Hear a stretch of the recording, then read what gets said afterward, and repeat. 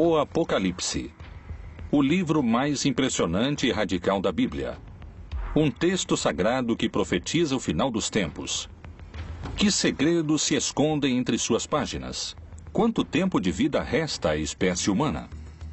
A história tem um rumo, e esse final é iminente, porque já estamos na etapa da última dessas figuras. Ou seja, o fim da história já está próximo.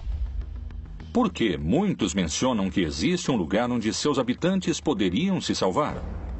Segundo vários especialistas, dos 7 selos que compõem o Apocalipse, 5 já foram abertos, e agora o 6º está prestes a se abrir, o que trará a destruição de grande parte da população mundial.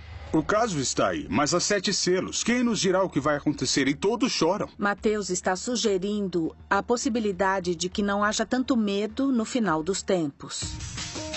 Um grupo de cientistas detectou na natureza novos sinais que anunciariam um desastre natural com um poder destrutivo capaz de provocar a extinção da espécie humana.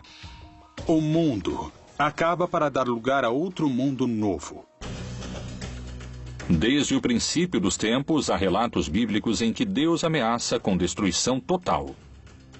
A Torre de Babel, as estátuas de sal, o dilúvio universal e depois, a mais aterrorizante de todas, o juízo final. A história tem que terminar para dar início a um mundo novo. O Apocalipse, o começo do fim.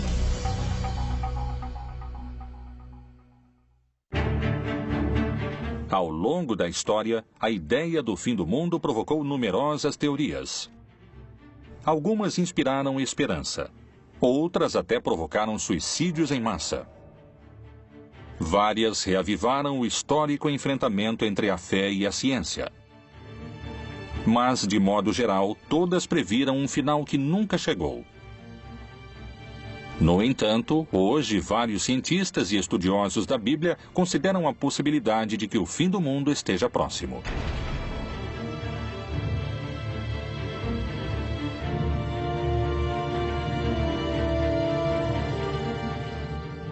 A grande quantidade de informações e o acesso imediato que temos aos fatos que acontecem no mundo nos levam a crer que são signos e sinais de que a profecia realmente está se cumprindo. Qual é a informação secreta contida no livro mais impressionante da Bíblia e que acaba de ser revelada? Talvez algumas respostas se encontrem no contexto em que o Apocalipse foi escrito. Palestina, ano 90. Pouco depois da morte de Jesus Cristo, os seguidores de sua mensagem cresciam em número no Império Romano. Mas, nessas terras, a ideia do Messias era sinônimo de rebelião política. O apóstolo João era uma figura-chave para os romanos. Ele descreve um império corrupto, assassino, perseguidor, que se opõe a essa verdade messiânica que eles interpretam. Então, ele vê esse mundo em estado de destruição. O livro do Apocalipse é uma fórmula literária em que, de alguma maneira, aqueles que o escreveram tentaram dar certa esperança às pessoas que estavam sofrendo uma perseguição. O autor do livro do Apocalipse se apresenta como um desterrado na ilha de Patmos e é geralmente identificado como o apóstolo João. O Império Romano concedeu a João um destino mais benévolo que ao resto dos seguidores de Cristo. Ele foi exilado na ilha de Patmos. Lá, ele teve as supostas revelações divinas que plasmou naquele que se tornaria o livro mais controvertido da Bíblia, o Apocalipse. O livro do Apocalipse foi escrito pela Igreja no último momento do Novo Testamento, por volta do ano 100, e significa a revelação. Através de visões proféticas, o livro parece prever a destruição do mundo de maneira progressiva até o retorno de Jesus, que regressará para julgar toda a humanidade e salvar os cristãos. A estrutura do texto é complexa. Contém etapas distintas, marcadas por 7 selos, 7 trombetas e 7 taças. A ideia da trombeta como aquilo que anuncia, a ideia da taça como aquilo que contém, que sustenta algo, que se derrama, a ideia dos selos como aquilo que, de algum modo, dá certificação. Os selos seriam acontecimentos que se deram de maneira constante ao longo de pelo menos 2000 anos. Existe a postura antiga, que considera que tudo anunciado no Apocalipse já aconteceu, e a postura futurista, que crê que está para acontecer. No entanto, creio que o Apocalipse é uma descrição de tudo que tem sucedido no que poderíamos chamar de período da igreja, ou seja, para os crentes, desde o momento em que Jesus parte até que ele retorne. Tudo isso é o Apocalipse. O fundamental é que existe um valor da história, um julgamento da história, e quem tem o livro nas mãos é precisamente o Senhor Jesus Cristo. É Ele quem pode julgar sobre o que ocorre na história. De diferentes maneiras fala-se de uma destruição paulatina do mundo e do ressurgimento do mundo em torno de um novo céu e de uma nova terra.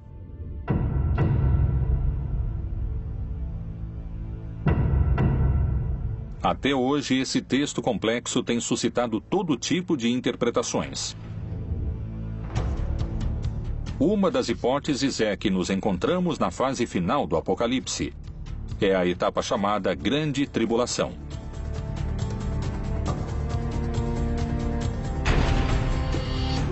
Esse período se caracteriza por um dado central: um personagem que chega depois de aberto o primeiro selo. Parei sobre a areia do mar, e vi subir do mar uma besta que tinha 7 cabeças e 10 chifres. O que o Apocalipse diz é que então vai haver uma batalha em que o vencedor final será Cristo. Ele vai vencer o anticristo, a besta. Esta besta representa todo o poder contrário ao cristianismo. O primeiro selo é um cavaleiro branco que representaria os falsos cristos que vão se deixar enganar quando renunciam ao verdadeiro rei, que é Jesus. O texto narra que a besta tem tanto poder que vencerá todos que tentem enfrentá-la.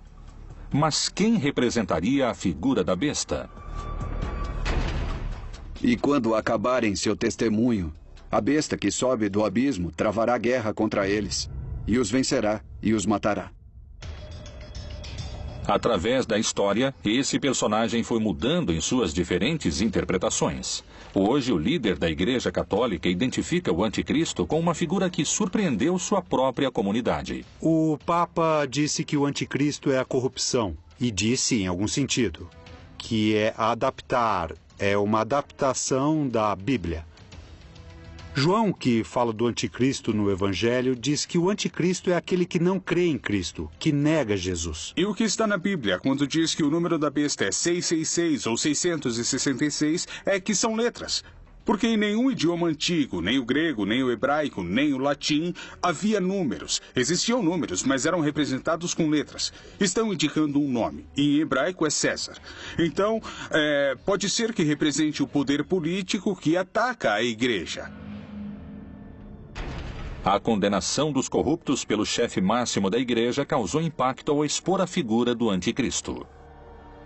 O diabo é uma configuração que pode ter expressões muito claras em personagens nefastos da humanidade, como Hitler, como Videla, como Pinochet ou uma pessoa como Stalin. Pessoas horríveis da humanidade, mas não sei se o diabo se encarnou nelas. Eu acredito que eles foram expoentes da maldade, que seria atributo do diabo. Mas creio que nos equivocamos e que o pior da maldade é exercida por seres humanos. Por trás de tudo isso, há homens e mulheres que a exercem. Então, aí, podemos identificar os anticristos que existem nesse sentido.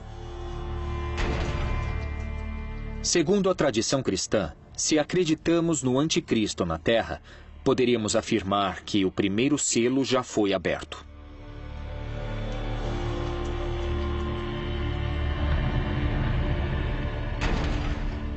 O segundo selo revela um cavalo vermelho, que significa a violência, a guerra, e que precisamente está descrevendo a guerra, a destruição da comunidade. O cavalo na América Latina, pelo menos no Cone Sul, era muito comum como meio de transporte. No Oriente Médio é muito mais restrito, há muito menos cavalos. Era um símbolo da realeza, de poder, da beleza, muitas vezes ligado também a forças negativas, forças poderosas que têm a ver, às vezes, com o orgulho divino frente à vontade de Deus. O Apocalipse fala de uma realidade permanente. A violência entre os humanos vem desde o Gênesis, desde o capítulo 3, quando Adão e Eva discutem quem foi o culpado. Desde então se instaura a violência. Não há época em que não exista violência entre os humanos, morte e destruição. Se levarmos em conta que as duas guerras mundiais do século XX fizeram mais de 80 milhões de vítimas, é evidente, não podemos deixar de concluir que o segundo selo já foi aberto. O terceiro selo trata da fome. Uma pessoa em cada 9, 13% da população mundial, passa fome, segundo dados do último relatório da ONU. Quando falamos do Cavaleiro da Fome, efetivamente podemos saber que no mundo sempre houve fome. Hoje temos 850 milhões de pessoas morrendo de fome no mundo. Mas a fome ameaçou o mundo. É um cavaleiro que cavalgou ao longo de toda a história de toda a humanidade. Cada novo selo é muito mais poderoso que o anterior e faz mais vítimas na Terra. Se tivermos em conta a fome que hoje existe na Terra, definitivamente podemos dizer que o terceiro selo do Apocalipse foi aberto. O quarto selo é um cavalo preto, que desencadeia muitas enfermidades, a peste. E é algo que também pelos meios de comunicação conhecemos globalmente. Sabemos bem o que está se dando com as epidemias, com as endemias no mundo todo, e certamente nos faz refletir que isso estava anunciado ou estava dito no Apocalipse. O quarto cavaleiro do Apocalipse representa as diferentes pandemias que aconteceram no mundo. Podemos também situá-lo ao longo desses 20 séculos, desde a peste antonina, do ano 160 depois de Cristo, até a época de Justiniano, em que houve outra pandemia importante.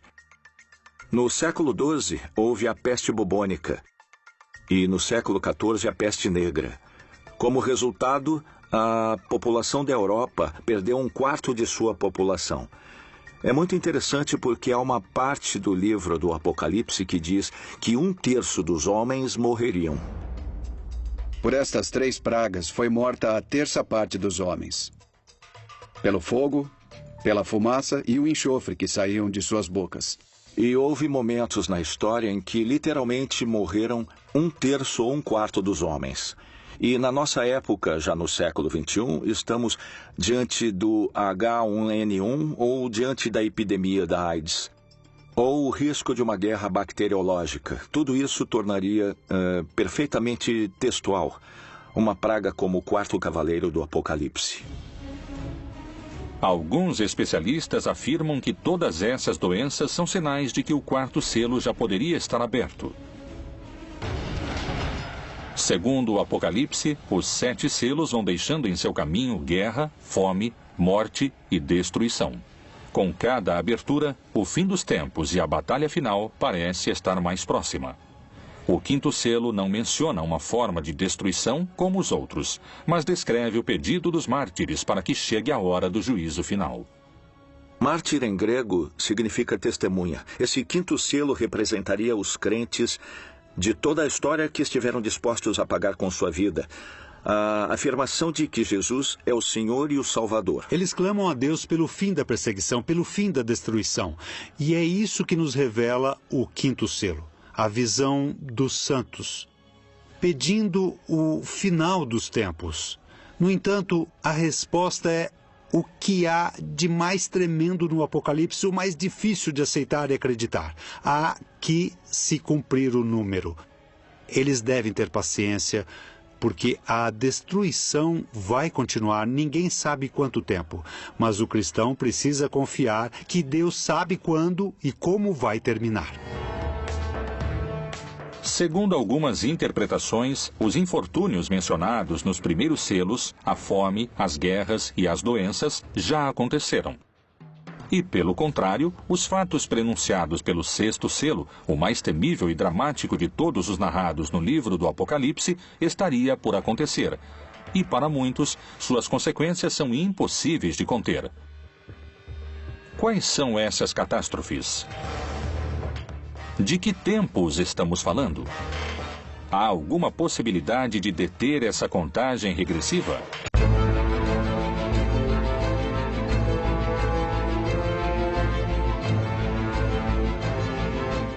O Apocalipse, o livro mais misterioso da Bíblia.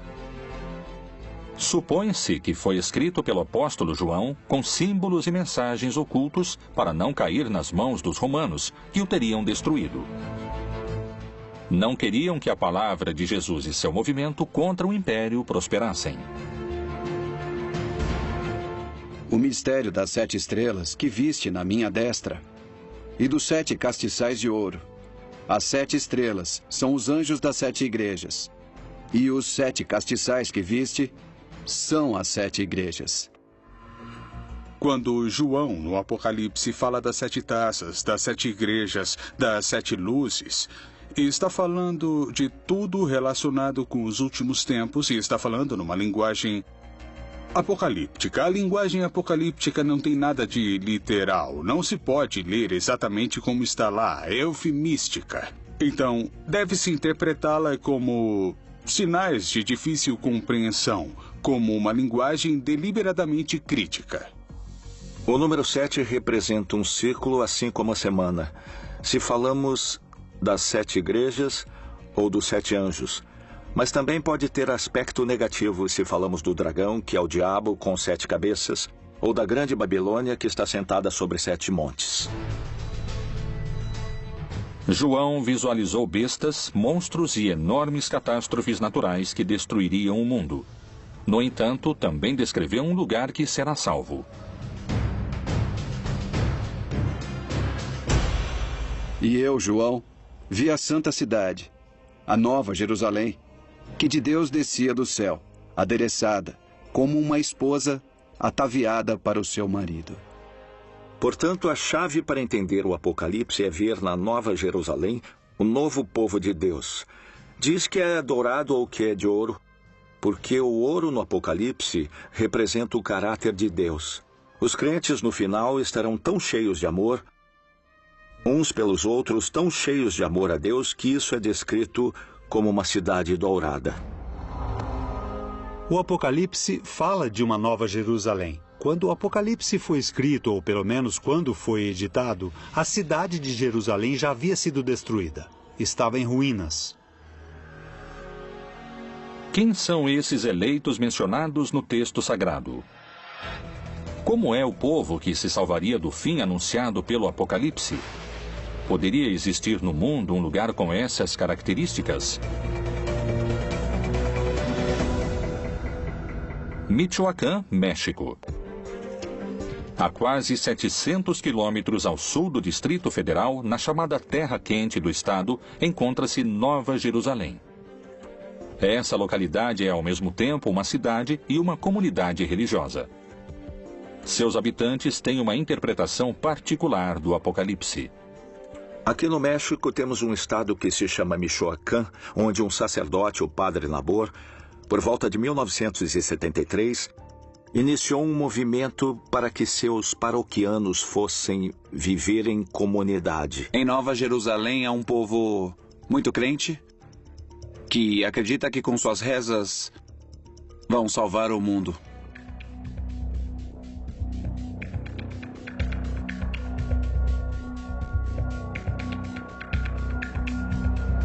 Nessa cidade nos disseram que o mundo vai acabar e que só vão se salvar aqueles que têm fé em Deus e os que rezam, os que se ajoelham e pagam o dízimo, os que se humilham, os que ficam de joelhos diante do tirano, que é o que sempre nos disseram. Como começou essa ideologia que hoje define a vida cotidiana de cerca de 2.500 pessoas?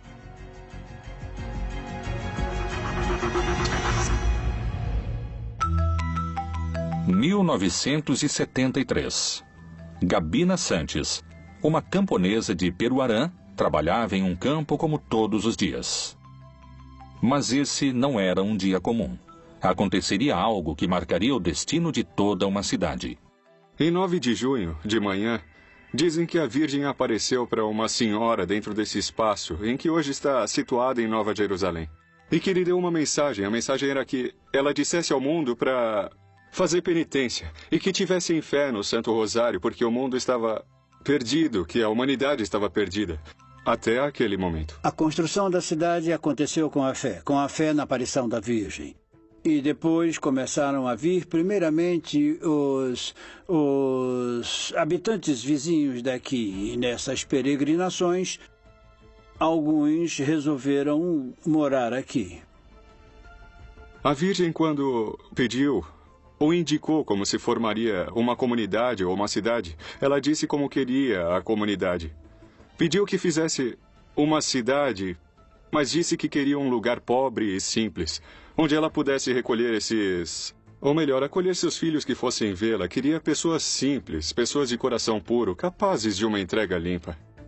E indicou que tinham que fazer um lugar diferente de qualquer outro, para salvar o mundo.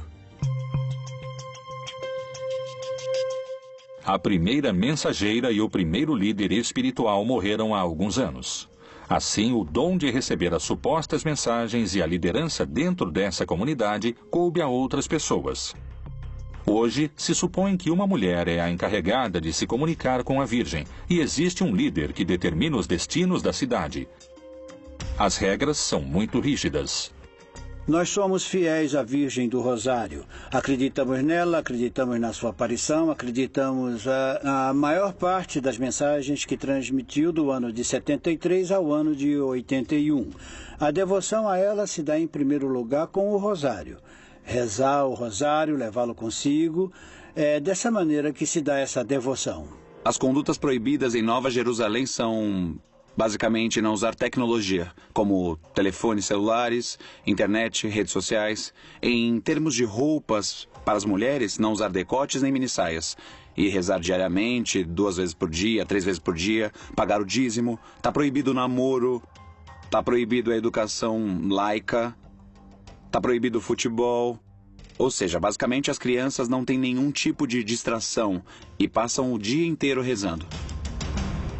Desde os primeiros séculos e na Idade Média houve grupos que trataram de fundar comunidades onde se estabelecesse a Nova Jerusalém. E especialmente quando a América foi descoberta, vários grupos puritanos, incluindo alguns seguidores de Colombo e o próprio Colombo em seu livro de profecias, achavam que haviam chegado a um lugar onde a Nova Jerusalém seria estabelecida. Então a Nova Jerusalém, em vários lugares da América Latina, representa a Nova Israel, ou seja, os crentes judeus e não judeus do mundo todo, que no final dos tempos serão um conjunto de seres humanos que adquiriram um caráter parecido ao de Deus e, portanto, é representada com ouro como uma cidade resplandecente, porque sua natureza é uma natureza sublime. Poderia a cidade Nova Jerusalém ser o único lugar isento da destruição global do Apocalipse anunciada no 6º selo? Talvez só o tempo tenha a resposta. E quais são os desastres descritos no 6º selo do Apocalipse? Fala de cataclismos e de fenômenos naturais, que também são destrutivos para a comunidade perseguida, mas que refletem de modo mais direto que é Deus quem controla a história. Porque é Ele que, nesse caso, desencadeia os fenômenos naturais. Nos 4 primeiros cavaleiros, quem os desencadeia são os inimigos. Mas, nesse caso, é Deus mesmo quem controla a natureza. Em toda a Terra vai haver um grande terremoto que dará origem ao começo desse cataclismo apocalíptico que marcará a diferença entre o fim dessa época, ou éon, e o novo éon, ou a vida eterna. Uma das teorias sobre Nova Jerusalém indicaria que essa comunidade também seria protegida desse último selo. Ela tem características geológicas em seu subterrâneo, onde se juntam placas de cobre, ferro e metais, que tornam a terra mais forte para resistir a um tremor. Possíveis coincidências se ocultam entre os textos do Apocalipse. Será a natureza quem definirá o final dos tempos?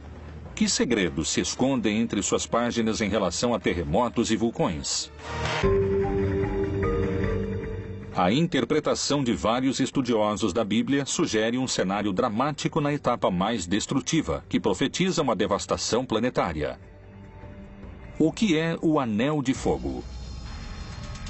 Por que alguns cientistas afirmam que nele poderia se desencadear uma destruição maciça e que coincide com a descrição do sexto selo? O significado do Anel de Fogo, que basicamente rodeia todas as costas pacíficas do Oceano Pacífico, é a colisão das placas. Nessas zonas de colisão de placas continentais e placas oceânicas ocorrem fenômenos vulcânicos e sísmicos. Isso coincide basicamente com o Cinturão de Fogo, o Anel de Fogo do Pacífico. De que modo estão mencionadas no livro do Apocalipse as consequências do sexto selo?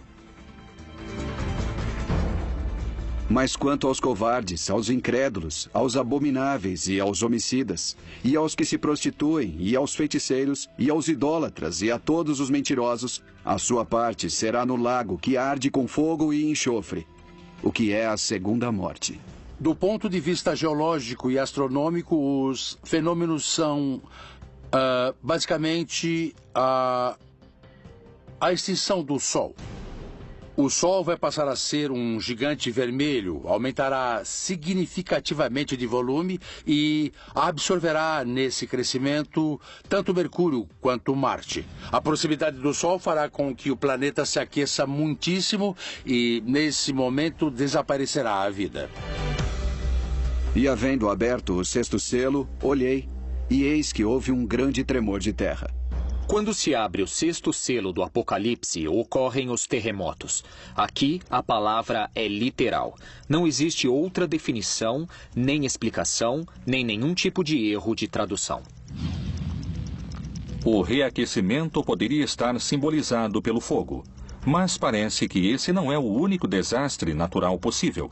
A mensagem da Virgem de Nova Jerusalém anuncia que o final também poderá chegar através de grandes terremotos. Qual é a visão dos cientistas? Tal como o Anel de Fogo, também existe um risco maior de terremotos na América Latina?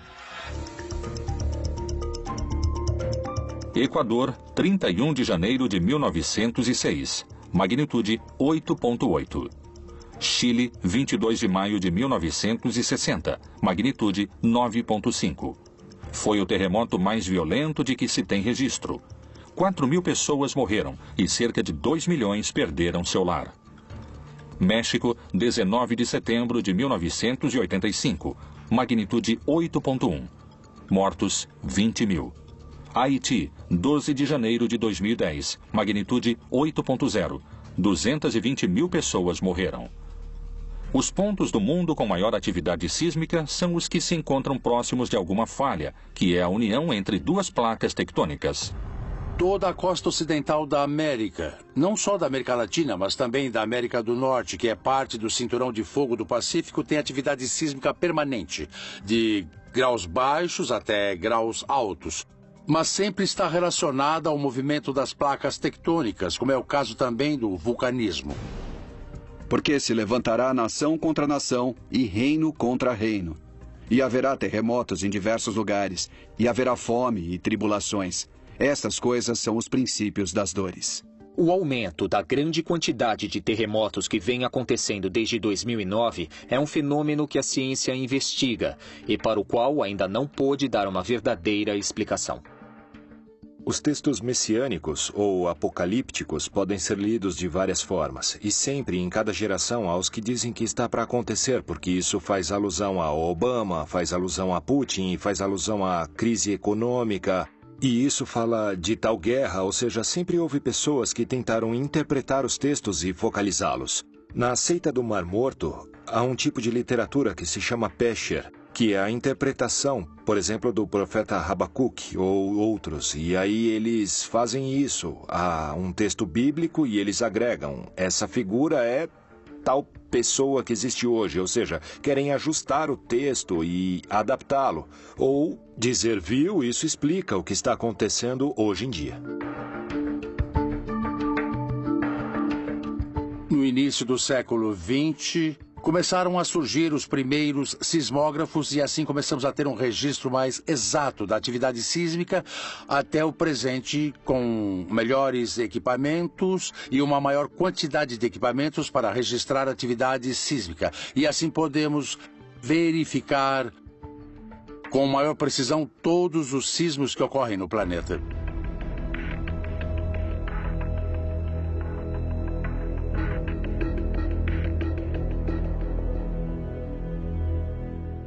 O sexto selo do Apocalipse descreve um grande terremoto e também a ideia de que os céus se revolveram como se formando um rolo. Agora, é claro, toda a descrição desse selo é feita com as palavras da cosmogonia antiga. Os mais céticos afirmam que faltam muitos anos para o fim do mundo. Esse é um fenômeno que não ocorrerá em menos de 4 a 5 bilhões de anos. Para outros, a destruição global através de vulcões e terremotos é iminente. A essência desses símbolos continua sendo vigente, na ideia de que a história tem de terminar para dar início a um mundo novo. Vários intérpretes concordam com a análise de alguns cientistas. Vivemos em tempos apocalípticos e o fim do mundo pode começar a qualquer momento. Vamos assistir a um final do mundo dos tempos bastante forte e muito caótico. O sol, a lua, as estrelas vão cair. E Jesus irá se estabelecer na terra e vai separar os que o seguiram dos que não o seguiram. Qual é a evidência que confirmaria o possível retorno de Jesus antes do fim dos tempos? Talvez a resposta se encontre em outros livros da Bíblia.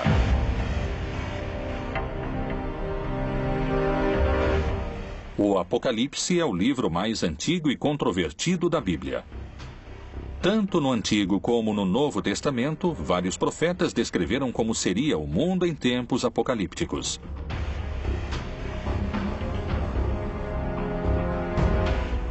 E este evangelho do reino será pregado em todo o mundo, em testemunho a todas as nações. E então virá o fim. No Evangelho de Mateus, nos capítulos 24 e 25, utiliza-se essa expressão literária para falar do final dos tempos, mas utilizando o personagem de Jesus. Mas o interessante do Apocalipse é que matam os que não creem, os que não seguem Jesus, os que não foram fiéis a Jesus. O povo cristão não deveria ter medo de ler o Apocalipse, porque é para aqueles que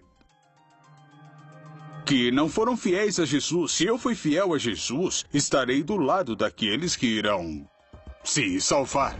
Muitos correrão de uma parte para outra, e a ciência se multiplicará. Daniel também faz parte desse mesmo gênero literário. Escreveu alguns de seus fragmentos e de maneira apocalíptica. E também aqui podemos reconhecer esse aceleramento dos processos humanos, dos processos históricos, que de fato na época em que Daniel escreveu não se podia imaginar a quantidade de conhecimento acumulado, as possibilidades tecnológicas acumuladas e também os recursos humanos acumulados. E simultaneamente a isso, o desgaste do planeta, o desgaste das relações humanas, a quantidade de habitantes, tudo isso evidentemente influi e estamos num tempo de aceleração e isso é indiscutível. A cada minuto somam-se cerca de 2.000 páginas ao conhecimento científico do homem, e uma pessoa precisaria de 5 anos para ler todo o material que é produzido a cada 24 horas. Temos carros que chegam a 350 km por hora e aviões que ultrapassam a velocidade do som. Um ritmo de vida incomparável ao que se levava há 2.000 anos. As visões no livro de Daniel estão entre os grandes mistérios apocalípticos. São símbolos de que a sociedade humana em sua história chegará a um ponto tão instável que ela própria vai desmoronar. Tudo isso está simbolizado por um cataclismo, como acontece em toda a literatura apocalíptica. O julgamento da história é um elemento no qual crê o cristianismo. Nós o chamamos de parúzia. É a vinda do Senhor Jesus no final dos tempos como juiz da história e da vida de todos os seres humanos. É verdade que nosso momento histórico tem uma peculiar consciência da decadência da história humana. Entendemos o que é o fim do cosmo, também imaginado do ponto de vista físico. Podemos falar dessa expansão do universo que tende a um esfriamento global, não um aquecimento global do planeta, porém mais amplamente. E podemos imaginar, sabemos que a Terra, nosso lugar onde desenvolvemos a história, é decadente. Havia 3 visões básicas do fim da história.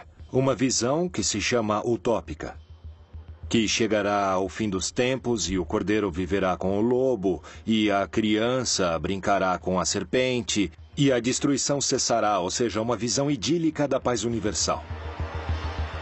A outra visão é restaurativa. Então é uma ideia segundo a qual a época messiânica é a restauração do reino de Davi, ou seu equivalente. Ou seja, uma época em que Israel viverá em paz com seu próprio Estado, um Estado poderoso. A terceira visão é que é uma visão catastrófica. Crê que antes do final da história e da paz, haverá uma época terrível de guerras, de lutas, que tem um valor simbólico no mundo ocidental, o Armagedon, que usa como término da luta final. Mas em hebraico é Armegido, o Monte Megido, um lugar que fica ao norte de Israel. Pode-se estar no meio do Armagedon e ver esse lugar, que é uma cidade que teve uma grande história na época bíblica, a cidade de Megido. Então, nessa visão, antes que venha o bem e a paz, haverá uma época terrível de sofrimento, de guerra, de lutas. Além da referência precisa no 6º selo, há outra citação bíblica que menciona luas de sangue como um sinal do fim. O sol se converterá em trevas e a lua em sangue, antes de chegar o grande e glorioso dia do Senhor. Lucas, no livro dos Atos dos Apóstolos, fala de uma lua vermelha. No entanto, se refere ao Antigo Testamento, algo que está anunciado no Antigo Testamento. Pois em muitos livros do Antigo Testamento fala-se do fim, sobretudo da vingança de Deus ou do dia de Yahvé, em termos apocalípticos. E esse gênero literário utiliza imagens cósmicas tremendistas. Sem dúvida, cria uma imagem que havia no Antigo Testamento para simbolizar algo catastrófico, uma intervenção de Deus especial. Alguns se baseiam em dados científicos. Outros na fé e em sua própria interpretação desses textos sagrados. Muitos afirmam que estamos a caminho de abrir o 7º selo e que começou a contagem regressiva. O que ninguém sabe é se o mundo acabará em milhares de anos ou em poucos minutos.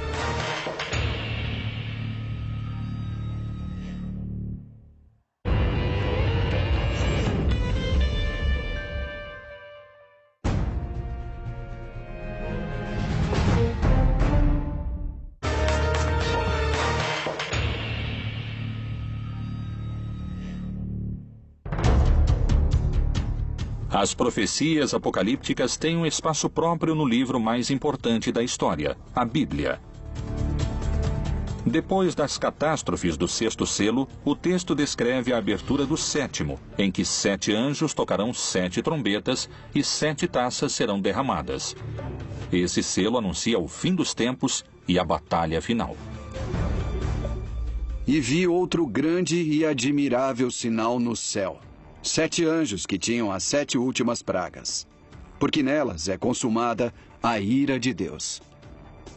Na verdade, o 7º selo supõe o fim da história, o fim das perseguições, o triunfo dos eleitos, a derrota dos malvados, da besta, do dragão, etc. O Apocalipse também mostrou ao longo de todo o texto que quem comanda a história é Deus, que ele inclusive permite aos maus e aos cataclismos atingirem os eleitos. E finalmente o sétimo selo revela o triunfo divino, a instauração do reino de Deus no mundo. O dia final será precedido de uma batalha entre um anticristo e Deus ou o bem. O que o texto está dizendo é que há um momento final da história em que o bem vence, e vence de uma maneira definitiva, e que Jesus, que venceu a morte, voltará numa manifestação gloriosa. Isso se chama parúzia, a segunda vinda de Jesus. É um dia de júbilo, de vitória para aqueles que creem em Jesus. O texto diz que esses horrores vão terminar e que haverá um juízo final no qual serão castigados todos os opressores, ou seja, todos aqueles que nos fazem sofrer e que finalmente serão castigados, porque finalmente triunfará a libertação.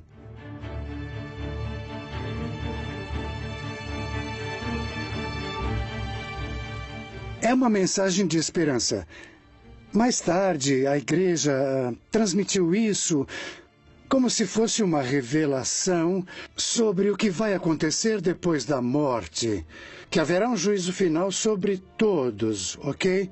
Então isso já é uma interpretação feita pela igreja que faz parte do seu projeto de dominação. O Apocalipse não é um livro histórico. Não é um livro do futuro, não é como uma bola de cristal que revela o futuro. É um gênero literário, escrito no gênero literário judaico-apocalíptico.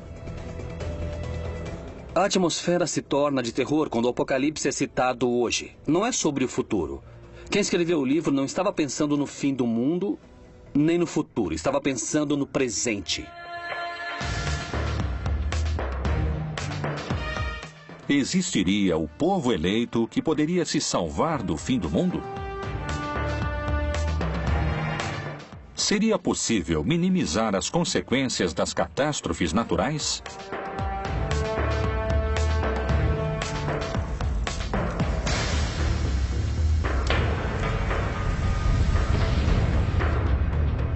Se as interpretações recentes estiverem corretas, estaríamos em contagem regressiva? Seria preciso um milagre para nos salvar? O Apocalipse seria o melhor roteiro de um filme de ficção ou a advertência de um final anunciado? Só o tempo trará essas respostas.